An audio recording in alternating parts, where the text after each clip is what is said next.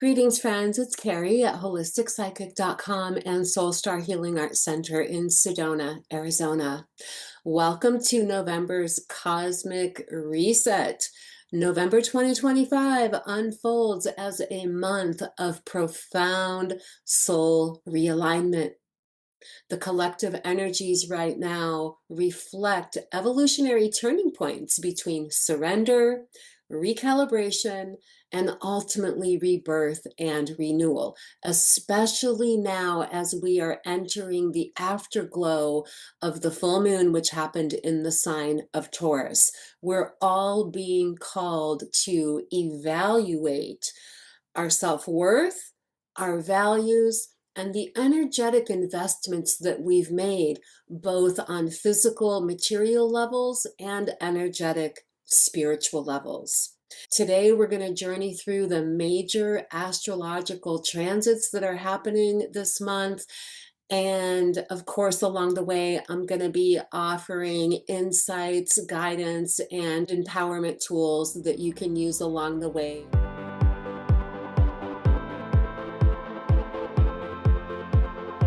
We are now in the height of Scorpio season, which is the best time of the year to be doing deep shadow work healing. Although we can do shadow work healing at any time throughout the year, ultimately Scorpio season is the very best time for that. And that's because the energy of Scorpio season invites depth of connection with self, depth of awareness. So the energy of November right now really is serving as a much needed sacred pause in preparation for coming into the expansive, fiery, action-oriented energies of Sagittarius that come in at the end of the month and into December.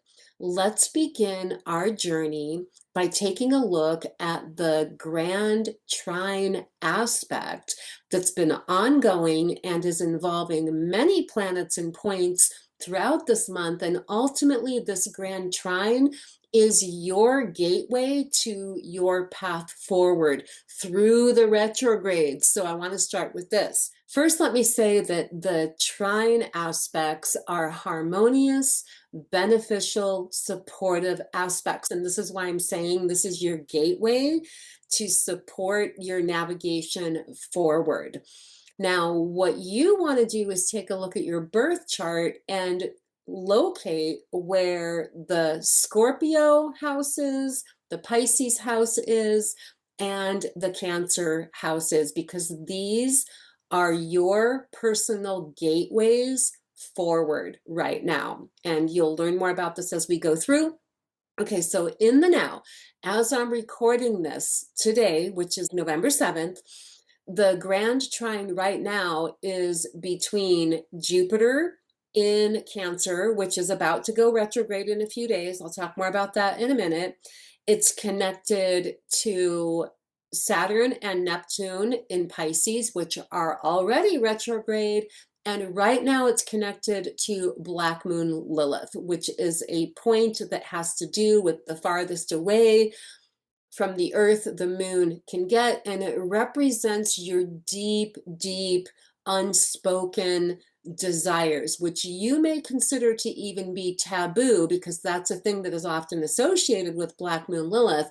But it's important to know that if you do have those beliefs or thoughts, they likely are not necessarily true. They're just ideas and stories that you have around what your deep desires are. But this grand trine as a gateway to your path forward in your life right now ultimately says that your pathway to expansion growth is to be willing to be really self-aware about what your deep inner truth is.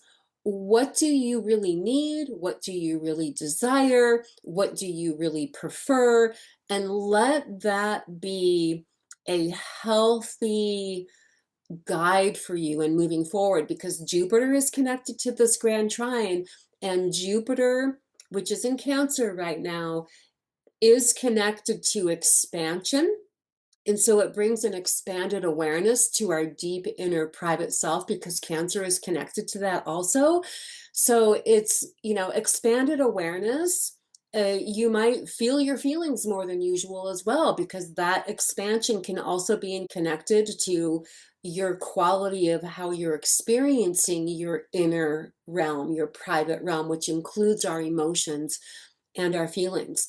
Pay attention to your feelings, remembering that they can serve as message containing energy currents that tell us information about what's aligned, what's not aligned, what we prefer to go in the direction of, what we don't want to go in the direction of. Listen to those things right now. And then, with the connection that this trine is making to both Neptune and Saturn in Pisces, which both are also retrograde now, I've talked a lot about how this is like power retrieval, soul retrieval, energy retrieval, but it also is sorting out the differences between the realities of situations, the desires of situations, the delusions or illusions or fantasies around situations, and coming into clarity of awareness of what's real, what's true, what's grounded, what's viable, what's doable, where there can be concrete steps forward. Now, at the end of this month, Saturn will go direct. And as Saturn goes direct, this is where we're going to be able to tap more into the aspect of,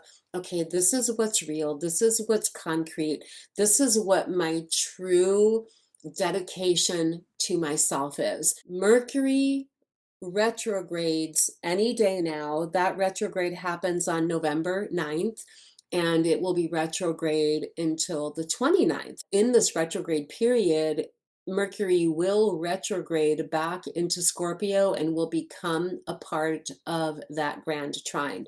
So this is being willing again to tell yourself the truth. How do you really feel? What do you really need? What do you really prefer? What are your true goals, dreams, and passions? And be willing to acknowledge those things and let that be what guides you forward. The sun in Scorpio is also going to be coming in to that trine, as well as Venus. So the sun is our awareness. It's how we show up in life. It's the fuel that we burn. Venus is themes of love, which can be connected to relationships. It's, of course, our self-love. And it's also in Scorpio connected to our relationship with what our resources are. It can also be tied into, on practical levels, matters that have to do with financial resources. This grand trine is our key to sort of navigate in alignment with what your personal ideas are for yourself and what you're guided towards. The retrogrades serve to support introspection, reconsideration, re-evaluation. And when we have retrograde planets, it's not the best time to set concrete plans in motion, but it is a good time to consider the foundations for plans that are evolving. Mercury, which goes retrograde on November 9th, is very connected to the mind. It's learning, it's studying, it's sharing ideas. It's also being social. However, when it's retrograde, again, it's more introspective. This is a time where you might not feel like being as social as maybe you usually like to do. This is a really good time to, yeah, just put some consideration into what your growth goals are, even for the year ahead, especially while Mercury is in Sagittarius. Sagittarius is the archetype of the truth seeker, the adventurer, the discoverer, the explorer. So with Mercury retrograde, we're exploring and discovering the deep truths within us. And in that process of discovery, as Mercury eventually goes direct again at the end of November. And as we're coming into December, which by then we're going to be in Sagittarius season, we come into a more exuberant energy connected to the awarenesses that we've gained clarity on while Mercury has been in retrograde. This reminds me, because we are in shadow work season, I did recently create a video on shadow work and how you can work with it to maximize your manifestation potential. So I'm going to link that around here and below as well. So Jupiter also goes retrograde in Cancer on November 11th, and it's going to be retrograde really through March of 2026. The Jupiter retrograde in Cancer is where we get to have self-reflection around those private aspects of ourselves. Now, Cancer again does represent the most private part of ourselves. Internally, it's our nurturing, and because of that, it can be matters having to do with mother, but it's also our roots, our ancestry. And so this is a really good time for ancestral healing. So Uranus retrogrades back into Taurus beginning with November 7th. Now, Uranus represents revolutionary ideas, sudden change. It brings in unexpected opportunities.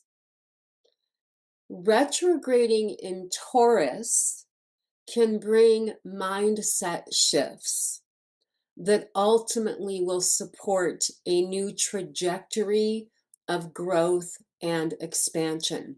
Remember that Uranus is considered to be the higher octave of Mercury. So if Mercury is our mind and how we think, then Uranus is like our higher mind. It's our ability to receive transmissions of higher guidance from the spiritual dimensions of life. So this is also a really great time to do empowerment practices that are connected to journaling, but not only journaling about your thoughts or your wishes or whatever, but documenting guidance that comes through you through meditation sessions that you have, where maybe you're intentfully connecting with your guides, whether it's your higher self, guardian angels, spirit guides, ancestors, ascended masters, cosmic consciousness, all of the above.